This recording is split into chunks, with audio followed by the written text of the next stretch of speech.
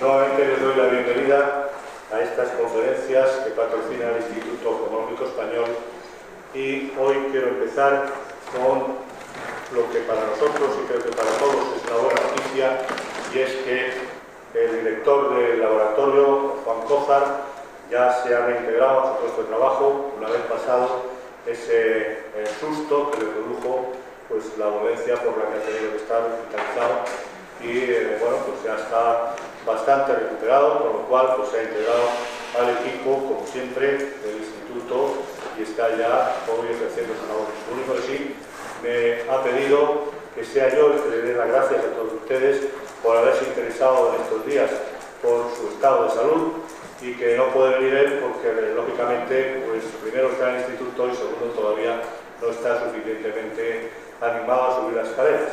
Entonces, como hoy es aquí, pues hay dos dificultades. Pero bueno, en su nombre, como digo, muchísimas gracias a todos y ya él pues les dará personalmente en otro momento las gracias.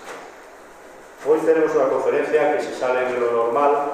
El otro día también era una conferencia un poco atípica que hablaba de cómo proteger las joyas de las piedras preciosas y se refería a la legislación que existe al respecto y a las cajas o depósitos de seguridad.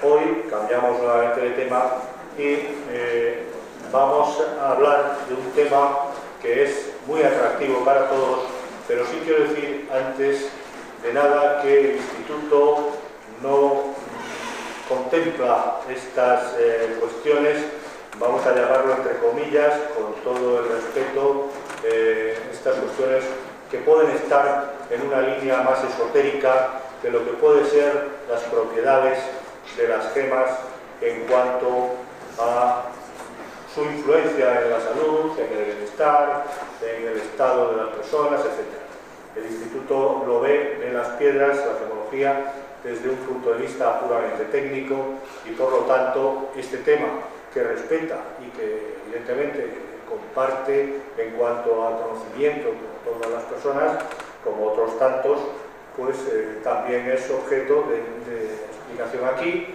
y es un objeto de conferencia y puede que hasta incluso en algún momento de algún tipo de seminario o curso, pero que hoy por hoy está fuera de lo que es la técnica, lo que es la gemología pura y dura. De ello nos va a hablar doña Raquel Sigüenza Martín, que es doctora en Historia del Arte por la Universidad Complutense y perito judicial en antigüedades. Ya tuvimos ocasión de tenerla en otro momento aquí, el año pasado, y voy a resumir su currículum, porque es extenso. Es doctora en Historia, como he dicho, del Arte por la Universidad Complutense de Madrid, perito judicial en antigüedades, y en sus más de 10 años de experiencia ha colaborado con diferentes museos, tanto nacionales como internacionales.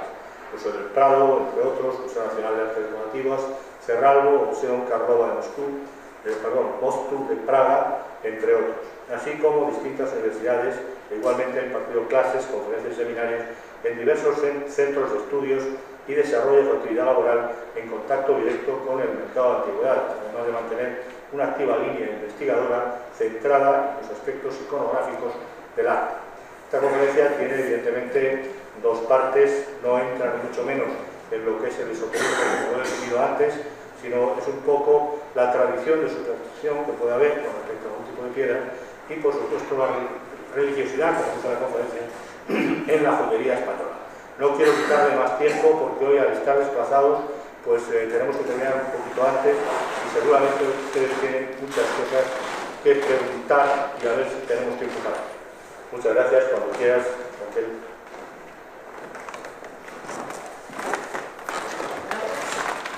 Buenas tardes. Bien, lo que yo he planteado para hoy, la verdad es que es un pequeño, casi resumen, como una introducción, realmente porque el motivo que nos trae hoy aquí, que es por un lado las supersticiones que muchas veces tienen que ver con las joyas y por otro lado el tema de la joyería religiosa, pues nos podría dar no para una hora, sino para muchas horas y muchos días. Entonces realmente lo que yo presento hoy es una introducción a estos dos temas. Y quería empezar con recitando Nada, es muy cortito, son unas líneas de un entremés de Luis Quiñones de Benavente, del siglo XVII, y dice: Azabache llevaba y pan bendito, cristal, tejón, azogue, acero y masa. Híceme sahumar después en casa con hierbas de San Juan, con azabache, herbatum, carne momia y peonía, sin que pasase viernes, que es mal día. Esto es lo que uno de los protagonistas de este entremés contesta cuando se le pregunta si lleva algo contra el mal de ojo. Esto, como digo, está escrito en el siglo XVII, pero es que esta idea de los elementos que protegen contra ciertos males pues va a darse antes de, bueno, de hecho desde la antigüedad, y se va a prolongar mucho más allá del siglo XVII, pues también casi podemos decir que hasta hace 2 días. Lo que yo traigo aquí, primero así de entrada, es un cinturón de amuletos que se encuentra en el Museo Sorolla, y bueno, es bastante parecido a lo que se llamaba el cinturón de infante que utilizaban en la dinastía de los Austrias para los niños, y se compone de una tira de terciopelo, que es lo que tienen en la parte de arriba. A ver si sale el cursor, se lo puedo señalar, ahí está. Esa tira de terciopelo, que es la que va alrededor de la cintura, y luego toda una serie de cadenas de la que penden pues, unos pinjantes, y en este caso se mezclan, por un lado, elementos supersticiosos y por otro lado, elementos religiosos. Vamos a ir viéndolos a lo largo de esta tarde. Entonces tenemos, por citarlos así por encima, tenemos una garra de tejón, tenemos, ¿qué es esto que tenemos aquí? Hay varios relicarios, hay medallas religiosas. Esto que tenemos aquí es un cascabelero, una cascabelera, de las dos formas se lo pueden encontrar, que realmente, pues es, como su nombre indica, es un elemento que lleva cascabeles. Como esto también que tenemos aquí al lado, a ver, perdón, que no me sale el cursor, aquí está, que es una campana. Este elemento, que quizá nos pueda resultar más curioso, es un chupador, y ahora vamos a ver también otras piezas, y eso servía muchas veces pues, para los niños chupador o mordedor, cuando los niños les estaban saliendo los dientes y les salían las encías. Ahora tenemos mordedores, entonces lo que se les ponía era una pieza, se les daba una pieza normalmente hecha con cristal de roca, que tiene un tacto muy frío, para que les calmara un poco el dolor de las encías. Y luego pues, elementos típicamente religiosos, pues como por ejemplo esta cruz que tenemos, este crucificado que tenemos al final del cinturón. Esta es una imagen de Juan Pantoja de la Cruz, de una infanta de la dinastía de los Austrias. Aquí podemos ver cómo se utilizaban esos cinturones de infante. Y traigo además un detalle donde se ve mucho más claro. No es la tira que acabamos de ver, esa tira de terciopelo, pero bueno, es una especie de cordoncito, y alrededor de ese cordoncito, colgando de ese cordoncito, pues hay varios elementos. Este podría ser ese mordedor que yo les decía de cristal de roca, una higa de azabache, muchas veces pomas de olor. Esto es esa campana que yo les comentaba también, una campanilla, elementos como colmillos, que ahora vamos a ver también por qué se utilizaban, ramas o piezas de coral, que también vamos a ver ahora por qué, y las típicas cruces y elementos religiosos, cruces y relicarios. Un detalle muy curioso, que a lo mejor muchos de ustedes se han dado cuenta, en pinturas de esta época, siglo XVI, siglo XVII, se pueden encontrar que no solamente, en este caso es una niña, pero también en retratos de adultos se pueden encontrar que todos los dedos llevan anillos. Esto es una anécdota, pero a mí me resulta bastante curioso. Todos los dedos llevan anillos menos el dedo medio, porque el dedo medio desde la época romana se consideraba un dedo indigno, y de hecho pues es un gesto todavía hoy bastante mal educado, lo que llamamos una pineta, ¿no? De forma un poco coloquial, pero ya desde la antigüedad se consideraba que ese dedo era un dedo, insisto, indigno, y por eso no se adornaba con un anillo. Desde la antigüedad les comentaba, nos encontramos pues, multitud de elementos que son elementos protectores, porque existe la idea de que hay ciertas personas o ciertas situaciones que pueden influir de manera negativa en el resto de las personas. Entonces, se crean los amuletos que sirven para protegerse de esos males, y esos amuletos tienen importancia o tienen poder en función, por un lado, del material en el que estén hechos, que es dependiendo del material que se utilice, así el amuleto es más poderoso o menos poderoso, y en segundo lugar, de la forma que tenga ese amuleto. Y muchas veces la forma del amuleto tiene que ver con el miedo fundamental que existe en una determinada época. Entonces, en función del miedo, si el miedo, por ejemplo, es el mal de ojo, como acabo de decir, pues las formas son tal, tal y tal. Si el miedo que tenemos es otro determinado, la forma será otra distinta. Entonces, lo que traigo aquí, esto procede del Museo Arqueológico de Linares, pues es un falo. Y ahora mismo nos puede resultar bastante extraño pensar en esta forma como un amuleto, pero en época greco-romana era el amuleto más típico que llevaban las personas. ¿Por qué? Principalmente contra lo que ahora llamamos el mal de ojo, pero bueno, en general contra cualquier otro tipo de influencia negativa.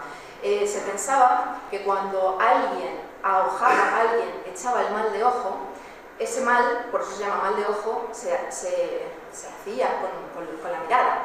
Entonces la forma de que a uno no le mirasen directamente a los ojos y pudiera evitar ese mal era llevar un elemento que tenía que ser o bien obsceno, como es este caso, o bien ridículo. Y entonces esa persona que iba a echar el mal de ojo se le desviaba la vista al amuleto y nosotros evitábamos ser de alguna forma influidos por ese mal.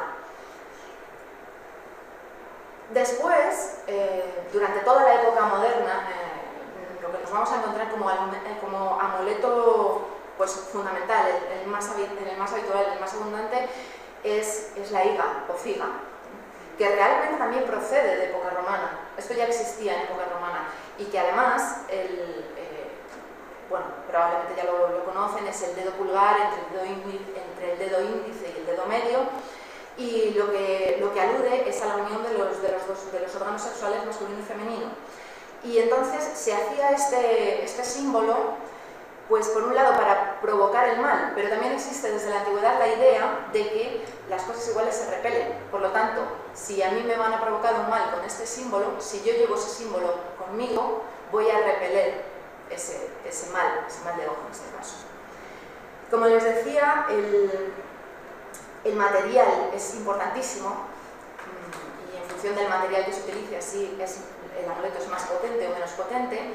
Los tres fundamentales, los tres materiales que se van a encontrar sobre todo en época moderna, siglo XVI, XVII, en España, bueno, XVIII también, los tres materiales fundamentales son los que tenemos aquí: el azabache, el coral y el cristal de roca. El azabache además era tan potente, se consideraba que era tan potente, que cuando no existía azabache, no había posibilidad de utilizar el azabache, pues tendían a utilizar cosas, por ejemplo, como el vidrio de color negro. También es que el vidrio también se consideraba como un elemento protector.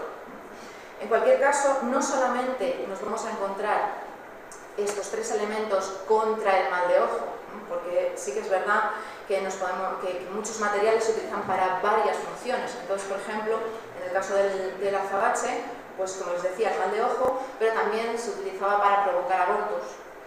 En el caso del coral, el coral por su color está muy relacionado con la sangre y de hecho, según la mitología griega, el origen del coral es realmente sangre. Según la leyenda, pues Perseo le corta la cabeza a la gorgona, a la medusa, ese ser mitológico con cabellos, que no eran cabellos, que eran serpientes, y que podía petrificar a quien mirase simplemente por esa mirada. Una vez Perseo consigue acabar con la medusa, le corta la cabeza y cuando va a liberar a Andrómeda, porque lleva la cabeza en la mano, la cabeza de Medusa, la deposita sobre un lecho de algas que hay en la playa. Y en ese momento, al contacto con la sangre de la cabeza cortada, las algas se petrifican y toman el color rojo de la sangre de Medusa y entonces se convierten en coral. De esa leyenda tenemos el origen clásico del coral y tenemos también esa idea, esa relación entre coral y sangre, y por eso también el coral, aparte de utilizarse en otras cosas, pues era muy habitual utilizarlo contra problemas relacionados con la sangre, enfermedades de la sangre o contra hemorragias, era muy habitual. Tengo también, por curiosidad, otros usos, por ejemplo contra las epilepsias, contra las tormentas, contra los vómitos. Ahuyentaba al diablo, impedía tener miedo, o sea, lo que se puedan imaginar, pues todos estos elementos le protegían a uno contra eso. Y además, una cosa también curiosa, el alunamiento, que a lo mejor no todo el mundo conoce ese término. Y es que, yo les decía, se tenía la idea de que hay ciertas personas o ciertas situaciones que pueden provocar el mal. En el caso de la luna, también se pensaba que había que protegerse contra la luna. La luna, como es ese astro que está por la noche y todo lo nocturno, siempre tenía un poco ese velo de misterio y muchas veces de maldad. Pues se pensaba que el efluvio de la luna podía producir ciertos males, que era lo que llamaban el alunamiento. Entonces, contra ese alunamiento, pues utilizaba el coral. Y con respecto a la última pieza que tenemos, a la de abajo, que está realizada en cristal de roca, el cristal de roca se creía que era hielo endurecido. Se utilizaba, como les decía antes, para los mordedores de los niños por el tacto frío, pues para calmarles un poco. Se utilizaba también contra el mal de ojo. Bueno, fundamentalmente eran eso, se pueden encontrar más utilidades, pero fundamentalmente estas que les menciono. Todas estas piezas, estas tres en concreto, son del Museo del Traje, como estas dos, que aunque no son de los tres materiales que les acabo de comentar, siguen siendo higas, pero les he traído por la curiosidad del material, sencillamente, porque la de arriba está trabajada en nácar, y la de abajo es muy curiosa. La de arriba, la de nácar, es también del Museo del Traje. La de abajo es muy curiosa, es de subasta, se vendió en la Sala Alcalá, y es muy curiosa porque está realizada en vidrio, lo que llaman el vidrio latino, que también lo pueden conocer, o a lo mejor lo han escuchado como opalina. Es un tipo de vidrio, es siempre blanco, pero es translúcido, da como cierta tonalidad azulada. Y este tipo de decoración en concreto es muy característica tanto de la granja como de Bohemia, hasta el punto de que muchas veces piezas con esta decoración, no higas, que las higas son rarísimas, yo solo conozco esta, no quiero decir que no haya más, pero yo solamente he visto esta, pero otro tipo de piezas de este tipo de cristal, con esta decoración concreta de esas flores, con estos colores, llega muchas veces, los especialistas llegan a dudar de si son piezas de la granja o son piezas de Bohemia, porque ya digo que hay mucha relación entre las dos fábricas.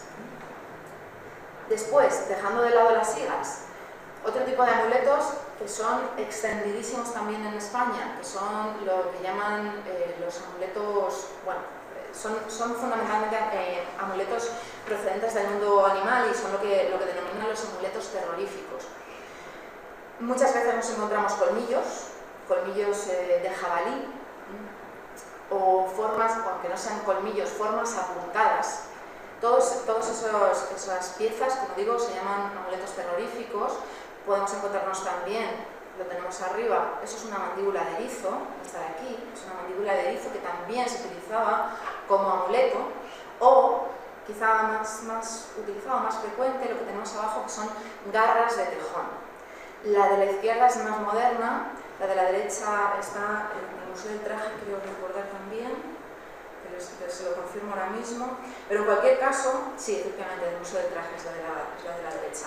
En cualquier caso, lo curioso de las garras de tejón es que se utilizaban porque se tenía la idea de que cuando a uno le iban a echar el mal de ojo, con esta garra de tejón, el ahojador se dedicaba a contar los pelos de las garras del tejón y por lo tanto se entretenía contando los pelos, cosa que evidentemente, pues es, en fin, por pensar algo, por justificarlo de alguna forma, porque nadie se va a poner a contar los pelos de la garra del tejón, pero en cualquier caso eso servía para esquivar ese mal de ojo o esa negatividad que nos quisieran poner en fin, ¿no? No solamente vamos a tener estas garras de tejón, estas mandíbulas de erizo, vamos a tener más piezas, pero lo curioso es las mandíbulas de erizo se van a utilizar muchas veces no solamente contra el mal de ojo, sino muchas veces se utilizan para la dentición de los niños. En ese caso también a veces se tallan en hueso, se tallan formas de colmillo, o en ocasiones se utilizan astas, como esta que tenemos aquí. Este amuleto une dos de los elementos también más utilizados como amuleto en España, que son, por un lado, esa forma apuntada, esa forma de colmillo, en este caso es asta, y lo que tiene, la bolita que tiene al final, es una castaña de Indias, que también se utilizaba muchísimo. Se utilizaban a veces montadas en plata, solas sin este colmillo o juntadas, como en este caso, con otro tipo de elementos. Bueno, todos ellos se suponía que ahuyentaban el mal porque reflejaban su imagen espantosa, por decirlo de alguna forma, sobre ese mal y lo ahuyentaban.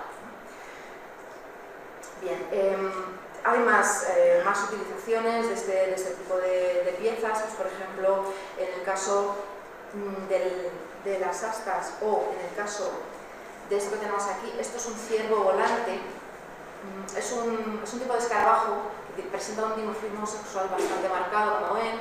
El de la izquierda es macho, el de la derecha es hembra, y lo que se utilizaba como amuleto era la mandíbula del macho, que realmente pues, es bastante,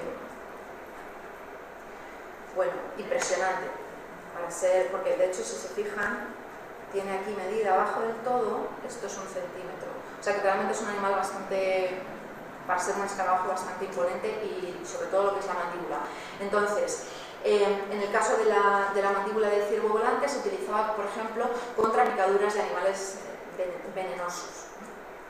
Y en el caso de la castaña de Indias que hemos visto antes, traigo también otras utilizaciones curiosas, pues por ejemplo, contra el reumatismo o contra enfermedades del oído. Otros animales que se utilizaban también como amuleto, pues el caballito de mar. El caballito de mar se utilizaba además desde la antigüedad. Por ejemplo, Plinio o Galeno ya hablaban de la utilización del caballito de mar en un uso farmacológico. Entonces, se podía utilizar o bien secándolo y machacándolo y utilizando el polvo, o bien, como el que tenemos aquí, que este también es del Museo del Traje, pues este caballito, que además traigo hasta la fecha, está fechado hace 1900 y procede de Salamanca, pues este tipo de caballitos así disecados se podían llevar también montados y colgados, o bueno, pues a lo mejor en alguna, bueno, llevándolo uno consigo, o bien colgado, como digo, o a lo mejor en algún tipo de bolsillo y demás. Bueno, pues los caballitos de mar, también es curioso, la utilización es curiosa porque por un lado se pensaba que eran buenos para la lactancia, para todo lo que tenía que ver con el pecho de la mujer, porque el caballito de mar hace un gesto que parece como que succiona, entonces se asimiló a ese momento de la infancia, de la lactancia, y bueno, pues se utilizaba pues eso, para proteger a los niños de esa edad. Y por otro lado también, contra las caídas de los caballos, se utilizaban los caballitos de mar. Que eso, bueno, hasta cierto punto podemos encontrarle un sentido, pero por ejemplo se utilizaban también contra el mal de oídos, que, bueno, a lo mejor encontrar ahí la razón de por qué contra el mal de oídos nos puede costar un poco más. Y luego hay piezas curiosísimas, si estas no lo son lo suficiente, como por ejemplo esto que tenemos aquí. Esto es una piedra de bezoar, piedra bezoar o bezoar. Realmente es una concreción calculosa de ciertos rumiantes, ¿no? Lo que pasa es que yo he traído varias anécdotas realmente, y en concreto esta que traigo es una pieza que se vendió en subasta, salió a subasta en Ámsterdam, en Christie's, traigo la fecha exacta, febrero de 2005. Se trata de una pieza que mantiene su propio estuche, porque lo que es la piedra bezoar es lo que tenemos a la derecha, pero se creó un estuche en plata, probablemente alemán, hacia 1600 está fechado, y todo este conjunto, que como digo se vendió en Ámsterdam en 2005, salía a la venta por 800 euros y se remató en 54.400 euros, teniendo en cuenta que estamos hablando de hace ya 10 años. En el caso de la piedra bezoar se podía utilizar o bien así como la tenemos o bien machacada en polvo. Se consideraba que era el antídoto más poderoso contra los venenos. Entonces, echándolo en polvo en cualquier bebida, sobre todo en bebidas, pues supuestamente uno estaba a salvo de ser envenenado. Y, aunque evidentemente eso no es así. Y de hecho, para reforzar todavía más ese poder que tenía la piedra bezoar, pues muchas veces lo que se hacía era utilizar otros elementos que también se consideraban buenos contra los venenos, como era por ejemplo el cuerno de rinoceronte o por ejemplo el coco. Y nos podemos encontrar cuernos de rinoceronte que se tallaban para hacerlos como copas o cocos que se hacían también como copas para beber, y en esos cuernos o en esos cocos pues se incrustaba o se engastaba una piedra bezoar. Y traigo un par de anécdotas aparte del precio exorbitado de esta pieza en concreto. Y una es, por un lado, el escrito de un médico sevillano, Nicolás Monardes, que en el siglo XVI hizo un tratado sobre la piedra bezoar. Decía que existían en las montañas de Persia y de la India unos animales que eran híbridos entre el ciervo y la cabra, y que por eso se llamaban cervicabras, y que esos animales se alimentaban de serpientes venenosas. Pero para evitar que las serpientes venenosas les hicieran daño, previamente tomaban unas hierbas determinadas, y esas hierbas determinadas en su estómago era lo que formaban la piedra bezoar. Esa era un poco la explicación de por qué la piedra bezoar salvaba o protegía contra el veneno. Y otra anécdota también, que un poco cruel, y es que a pesar de, bueno, evidentemente ya digo, no tiene ningún poder contra el veneno en la piedra bezoar, pero sí que la creencia de eso, pues entre el siglo XVI y el XVIII se mantuvo.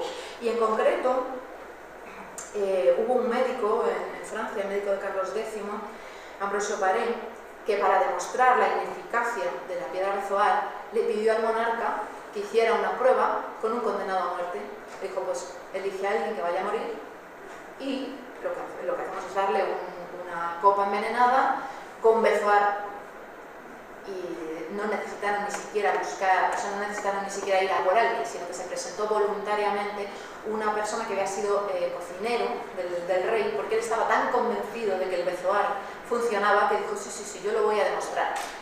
Y no, evidentemente demostró que uno se envenena cuando toma veneno, es lo único que demostró. A pesar de morir envenenado, el éxito del bezoar, esa idea, insisto, esto fue en el siglo XVI, pues esa idea de que el bezoar era el antídoto perfecto contra el veneno se mantuvo hasta el siglo XVIII, a pesar de este ejemplo práctico que demostró que para nada es un antídoto contra el veneno. Bien. Y luego, hasta aquí hemos visto fundamentalmente piezas pues, que tienen mucho que ver con las tradiciones, que tienen que ver mucho con las supersticiones, pero es que muchas veces este tipo de piezas se encuentran también unidas o relacionadas con elementos religiosos. En este caso, lo que tenemos aquí, pues presenta en el lado de la izquierda es una cadenita de la que cuelgan tres piezas en realidad. En el lado de la izquierda es un pececito, es un pez articulado que también es un amuleto. Esta pieza es del Museo Sorolla Salmantina, está fechada entre el 18 y el 19. Entonces, por un lado tenemos el pez, está realizado en plata, y se pensaba que portar un pez era bueno para la fecundidad de las mujeres. Era una de las utilizaciones de estos peces además que están articulados, peces de plata. Y por otro lado también se pensaba que ayudaba a los niños cuando están empezando a hablar, que les ayudaba un pececito de estos. Pero como digo, esta pieza en concreto une por un lado la superstición y por otro lado la religión, porque lo que tenemos aquí arriba, aunque está dada la vuelta, pues es una medalla que presenta a la Virgen con el niño. Y lo que tenemos aquí abajo es también otro elemento religioso, en este caso es la imagen de San Juan Evangelista. No se ve bien, pero aparece la efigie de San Juan y a su izquierda, a nuestra derecha, el águila, que es el símbolo de San Juan Evangelista. Pasando un poco a esos elementos puramente religiosos, hay que decir que en España, tenemos una cultura tradicionalmente muy religiosa, y sobre todo a partir de la Contrarreforma, cuando se empieza a luchar contra lo que dicen los protestantes, y a partir de ese momento, estamos hablando del siglo XVI, empiezan a demostrar, y además hay un gusto exacerbado por demostrar públicamente las devociones que uno tenía. Entonces, muchas veces nos podemos encontrar retratos en los cuales, sobre todo las mujeres, pero también los hombres, llevan una gran cantidad de piezas religiosas, empezando con el rosario, que quizá es una de las piezas más características. Rosarios nos podemos encontrar de todos los materiales que nos podamos imaginar. Yo he traído este en concreto porque es una pieza que a mí me parece realmente preciosa y además curiosa porque está realizada con esmeraldas. Son todo esmeraldas y diamantes. Es una pieza también de subasta, también se vendió fuera de España, porque esto en España pues no lo tenemos, no solemos tener este tipo de piezas a la venta. Entonces, esta, que estaba realizada, supuestamente, según la sala en Alemania a finales del siglo XVII, se vendió en Sotheby's, en Nueva York, en diciembre del 2012 por 645.258 euros. Entonces, simplemente la traía, pues eso, porque me parece que es un rosario que sale un poco de lo normal. Pero hasta tal punto era importante la utilización del rosario y era tan habitual que se llegaban a colocar en figuras, por ejemplo, figuras de los típicos niños de vestir, los niños Jesús de vestir, o imágenes de la Virgen. Y traigo esta también, que también es de subasta, pero la traigo porque es muy curiosa. Esto es lo que se llama un trabajo conventual o un trabajo de monjas. Eran piezas que normalmente trabajaban las monjas, y en este caso hay algunas absolutamente preciosas, hay otras un poquito más naif, si queremos decir. En este caso es muy curiosa porque está trabajada en cera. La escultura en cera está muy poco estudiada, no hay demasiada porque evidentemente es un material muy endeble, se pierde con muchísima facilidad. Pero bueno, la traía sobre todo por la curiosidad de que es un niño de vestir realizado en cera y porque además lleva en su cuello un rosario. Este rosario está realizado en ágata, que además también, enlazando un poco con lo que hablábamos antes de los amuletos, la ágata se utilizaba muchas veces para cuestiones relacionadas con el pecho de la mujer. Y me imagino que muchos habrán pensado, claro, por Santa Ágata. Santa Ágata o Santa Águeda, que fue una mártir a la que el martirio que sufrió fue que se le cortaron los pechos. Entonces, por eso, Santa Águeda o Ágata, pues era la protectora por un lado de las señoras que estaban dando el pecho a los niños, por otro lado pues era la protectora de las enfermedades del pecho, y por eso esta piedra en concreto era también protectora contra ese tipo de cuestiones de enfermedades del pecho. Este es otro rosario bastante más curioso en el sentido de que ahora mismo nosotros estamos más acostumbrados al rosario como el que hemos visto antes. No quiero decir que estemos acostumbrados a rosarios de esmeraldas, que yo por lo menos no, pero quiero decir rosarios sin estas medallas. Pero estas medallas o estos relicarios también era bastante habitual que los llevaran los rosarios. En este caso la cruz está realizada en filigrana de plata, y lo que tenemos en la parte de arriba, aquí y aquí, son dos relicarios, y en la parte de abajo son dos medallas. Esos son elementos que muchas veces aparecían, se utilizaban en los rosarios, como también este es un relicario, pero este relicario que podían perfectamente llevar los rosarios, este relicario forma parte del primer cinturón que vimos, ese cinturón que yo les decía que juntaba por un lado elementos de protección y por otro lado elementos religiosos. Pues es un relicario que, como ven, tiene por una de sus caras a la Virgen del Carmen, por el otro lado es el escudo carmelitano, está pintado sobre vidrio.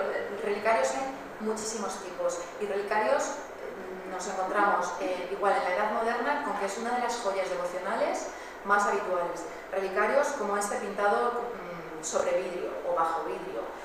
Relicarios como este que tenemos aquí, que es lo que se denomina relicario de capilla, y se llaman de capilla porque la figura va dentro. Figuras que pueden estar trabajadas en marfil, pueden estar trabajadas en hueso.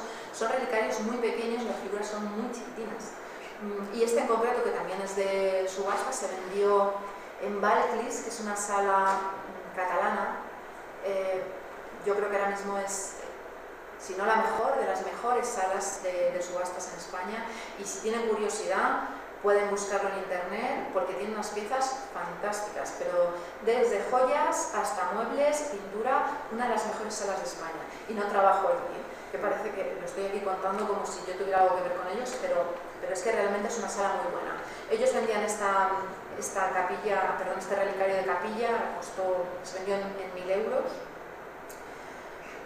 Y por lo tanto nos podemos encontrar todas esas cosas que hemos estado mencionando de los relicarios, me refiero a las terminaciones de los rosarios, esos relicarios, esas medallas y este tipo de piezas que no todos están de acuerdo, no todos los estudiosos están de acuerdo. Hay quien dice que este tipo de piezas que se llaman sagraments o altarets, porque representa una especie de pequeño altarcito, pues hay quien dice que estos altarets se podían colgar también en los rosarios.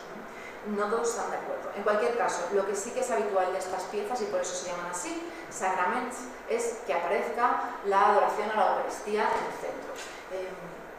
En este caso es la Inmaculada Concepción, es una pieza rara en ese sentido, pero normalmente casi siempre son piezas ovaladas, como esta que tenemos, estas dos que traigo aquí, aunque hay un ejemplar, de la Fundación Lázaro Galdiano, que es exactamente lo mismo, pero en vez de ser la pieza ovalada, es en forma de retablo. Pero es el mismo tipo de pieza. Cruces, que es otro tipo muy habitual, bueno, de hecho, quizá las piezas más frecuentes en cuanto a joyas devocionales son las cruces y las medallas. Cruces, en este caso, es una cruz de nácar, que se las pueden encontrar de multitud de materiales, con el Cristo grabado, como en este caso, sin el Cristo, muchísimas. Y lo que les decía, las medallas. Medallas que en principio nosotros tenemos en la cabeza la idea de la típica medalla redonda u ovalada, porque realmente la medalla devocional parte en origen de la medalla civil o de la moneda, pero aparte de ese tipo de medallas nos podemos encontrar medallas como esta, que es del Museo del Traje, que es una medalla de bulto redondo y representa a San Antonio con el Niño, está bastante desgastada. Esta es la típica medalla, a lo mejor, que todos tenemos en la cabeza cuando pensamos en medallas devocionales. También está muy desgastada porque las medallas se utilizaban, y de hecho se siguen utilizando, que se utiliza en contacto directo con el cuerpo. Se podían llevar o bien colgadas de un cordón o de una cadena, como ahora, o bien prendidas de un alfiler, que eso también seguramente muchos o lo han hecho así o lo han visto. Y el problema que tienen de conservación las medallas es que es una pieza que está en contacto directo con el cuerpo y el desgaste que sufren es tremendo, hasta el punto de que muchas veces esta todavía más o menos se ve la figura, es un San Jerónimo. Lo sabemos no porque se pueda adivinar que es San Jerónimo, sino porque conocemos otros ejemplares de este mismo tipo de medalla en los cuales sí que la figura se ve claramente, pero muchas veces es que ni siquiera se ve, o sea, están casi totalmente planas las medallas de ese constante roce y de ese constante uso.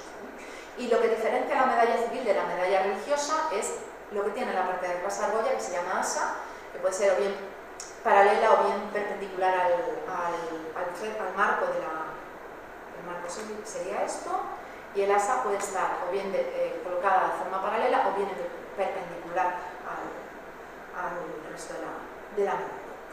Y un último tipo de medallas, dentro de estas que siguen siendo medallas devocionales, son las caladas, como esta que tenemos aquí. Es igual que esta, quiero decir, del mismo tipo, pero muy características de España, que se hacen calados, que se hacen decoraciones jugando con el hueco y el vacío, y el hielo.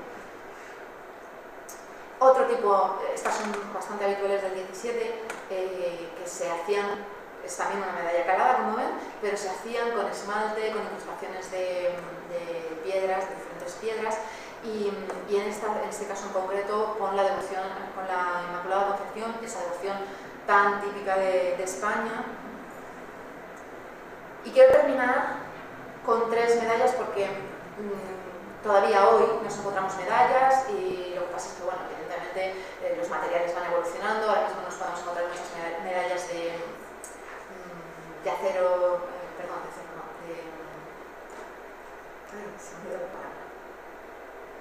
de aluminio, perdón.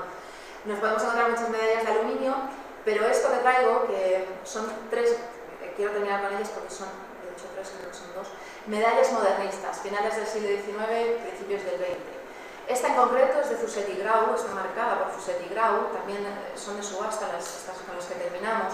Aparece la Virgen de Montserrat, está trabajada en oro, con marfilina, con diamantes, son piezas realmente fabulosas, no solamente por los materiales que se utilizan, sino por el propio trabajo. Y de hecho, simplemente por si tienen curiosidad por saber los precios, y yo los traigo y no me cuesta nada decirlos, pues esta en concreto, que se vendió en Subarna, que es otra sala también de Barcelona, 4.500 euros en febrero de 2013, pero la idea que tenemos siempre de que las subastas es algo inalcanzable solo para potentados. Fíjense qué medalla más bonita, es absolutamente maravillosa, y esta medalla costó 250 euros. Es también modernista, está trabajada en marfil, en oro, con diamantes, con perlas, y realmente a un precio muy asequible. La diferencia entre esta y la otra es que la otra estaba marcada además por una firma importante y esta no, pero desde luego esta pieza es absolutamente fantástica. Y si quieren también, un poco ya que entro en el tema del modernismo, muchas medallas también he mencionado a Fuset i Grau, otro de los grandes, yo diría el grande entre los grandes, Masriera, los hermanos Masriera, que hacen unas piezas con esmalte, igual, con el mismo tipo de materiales, pero sobre todo los diseños de los hermanos Masriera es que son preciosos, pero absolutamente maravillosos. O sea, igual, si tienen posibilidad, si acaso no los conocen, que probablemente sí, pero si tienen la curiosidad y la posibilidad de buscarlo, tanto en Balclis, bueno, fundamentalmente en Balclis ha vendido cosas de Masriera que merece muchísimo la pena verlo. Y con esto simplemente me queda agradecerles que me han escuchado y hayan venido esta tarde. Muchas gracias.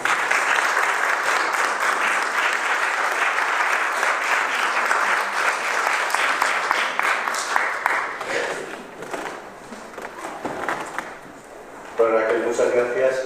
Ha sido un inicio a este mundo de la superstición, la religiosidad, desde un punto de vista absolutamente artístico y con todas esas costumbres que no dejan de ser historia y por lo tanto, pues, bueno, es un esoterismo relativo. Creo que merece la pena en que otro día, teniendo en cuenta que hoy el tiempo ha sido escaso, amplíes un poco este tema porque es interesante y creo que a todos les interesa. Por lo tanto, pues yo me atrevería a convocarte para otro momento en el que pueda seguir ampliándonos este mundo que será enorme, por supuesto, y habrá mucho que hablar de él. Así que nuevamente, pues enhorabuena y muchas gracias por este inicio de tu conferencia. Ahora pues podemos dar turno a alguna pregunta, si es que la hay, que yo creo que sí. A ver, Adolfo. Las joyas con bezoar las he visto mucho en Alemania.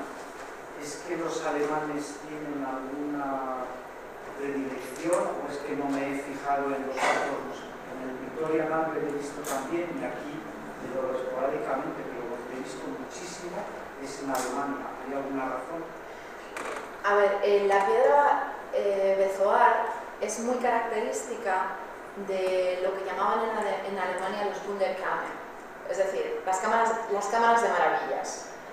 Son en Alemania y en Centro Europa en general. Entonces, realmente es una acumulación de piezas curiosas, como pueden ser los colmillos de narval, que ellos decían entonces que era el cuerno del unicornio, las piedras de bezoar, o sea, todo ese tipo de piezas curiosas o piezas más, si pensamos por ejemplo en cosas en España, tipo de piezas como las que se ven en el Tesoro del Delfín en el Museo del Prado, con esas figuras extravagantes, o por ejemplo en el Salero de Benvenuto Cellini, ese tipo de piezas curiosas, o las copas de Nautilus, todo eso es muy típico de Centro Europa. Entonces es más normal que nos encontremos bezoares en Alemania o a lo mejor en Praga que aquí en España. que nos las podemos encontrar, pero desde luego no con la frecuencia de Centro Europa. No sé si aclara un poco. Bueno, las he visto allí tanto que a lo mejor que no me he fijado en los otros museos, pero coincide con lo que yo había observado.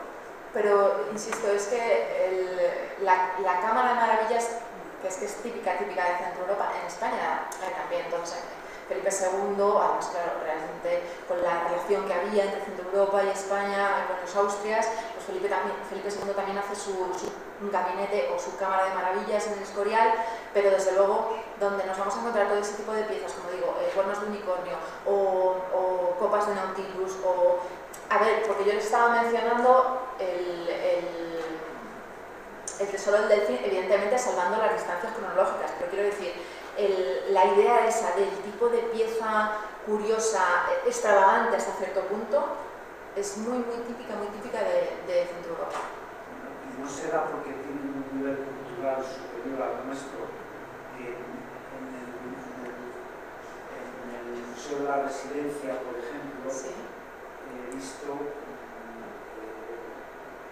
cuerno de rinoceronte tallado, es muy raro verlo aquí en el Museo de Artes Decorativas, hay uno magnífico, no tan bueno como los que hay allí en Alemania, sí. pero he visto el narval, hay unas piezas que no son habituales en los museos españoles, y tampoco mucho en los franceses, y puede que esa gente tuviera un nivel cultural superior al nuestro en aquella época. Hombre, yo no me atrevería a decir que en época de Felipe II, hablando de Felipe II, otro monarca tuviera un nivel cultural superior al de Felipe II. No me atrevería. O sea, Felipe II estaba, era un mecenas. Bueno, Felipe II en cierto tipo de piezas, después... Sí. No me refería a los monarcas, evidentemente Felipe II y Carlos V y los reyes católicos eran todos la misma familia, y el nivel cultural de Isabel era altísimo. Sí. Me refiero al pueblo español, el nivel cultural de España. Después de Italia, o sí. Italia puede que haya más. Sí, en ese sentido sí que es verdad que, por ejemplo, ahí sí que tengo que dar la razón, el expolio que ha habido en España, que han llegado extranjeros y se han llevado auténticas maravillas de España, porque en España no se sabía lo que se tenía. El tesoro de Guadalajara se fundió, se llevó, ahora tenemos piezas en el Museo de Cluny, o sea, en ese sentido sí. Claro, yo pensaba que me estaba hablando del siglo XVI, por eso yo decía, no, o sea, Felipe II tenía un nivel cultural altísimo, pero sí que es verdad que después, por ejemplo, los alemanes han sido pioneros en muchísimos estudios de historia del arte, fueron los primeros que empezaron a hablar de iconografía, o sea, sí que hay cosas que en otros lugares de Europa se han valorado mucho mejor y mucho más pronto que en España. Eso sí es verdad. Sí. Que hayan desaparecido en España porque, a verlo, lo habría, pero que hayan desaparecido después en España por expolios, por desconocimiento y decir esto no vale para nada, lo tiro, pues también puede ser. También puede ser. Yo quería simplemente aclarar una cosa en cuanto a este tema. Posiblemente no tuviéramos ese tipo de piezas, pero sí Felipe II era el mayor coleccionista de reliquias de todo el mundo en ese momento. Con unos relicarios fantásticos, con unas gemas, que están en el Escorial y que un día al año no se puede visitar. Sí. Por eso decía que realmente Felipe II, o sea, que la diferencia entre Felipe, es que realmente era la misma familia, o sea, es que los Habsburgo en Centro Europa, los austrias en España, y esa cultura era compartida aquí y allí. Por eso decía un poco antes que Felipe II en su momento realmente era un personaje cultísimo, cultísimo, como de hecho estamos comentando ahora. Es decir, eso es algo que no vamos a... que estamos todos de acuerdo en ello. Entonces, que quizá después haya sido el problema de no saber apreciar lo que teníamos, pues no sé si a lo mejor iba por ahí. No sé si... le digo a su hija como dote el Wittelsbach, el diamante azul, que lo estaba hace 4 o 5 años, y era español. Que los monarcas sí, la diferencia era al nivel del pueblo. Sí. Pero evidentemente sí ha habido gente cultísima en algunos niveles, para tener el diamante azul tan grande en la colonia española y que se entregó como dote a Margarita. Sí, el diamante estanque, la perla peregrina, o sea, realmente, y hablando de pintura, las colecciones de pintura que ha habido en España, y bueno, que afortunadamente sigue habiendo, pero sí que es verdad que en ese sentido de más a nivel popular, pues, y en época más cercana, pues no estábamos nosotros tan avanzados como en Alemania. Entonces a lo mejor quizás sí en ese sentido pudiera ser que bueno, pues que en España no hayamos apreciado todo este tipo de piezas de zoares, de cuernos de unicornio, de cuernos de rinoceronte y demás. Y también es verdad, hay que decir, que los museos españoles, aparte de lo que vemos, pues tienen unos fondos, porque por ejemplo mencionábamos la copa de cuerno de rinoceronte del de Artes Decorativas, del Museo de Artes Decorativas, pero es que el Museo de Artes Decorativas, al Museo de Artes Decorativas no le cabe una pieza más a sus almacenes. Y probablemente, ¿saben?, están buscando otro edificio para trasladarse porque es que no pueden seguir donde están. Entonces, es un problema también de muchos otros, no solamente del Museo de Artes Decorativas. En general, en España tenemos ciertos problemillas a la hora de exponer piezas. ¿Alguna otra pregunta? Bueno, pues nada más. Volver a darte las gracias. Vamos a despedir a Raquel con un aplauso, esperando que vuelva otra vez a enseñarnos cosas así.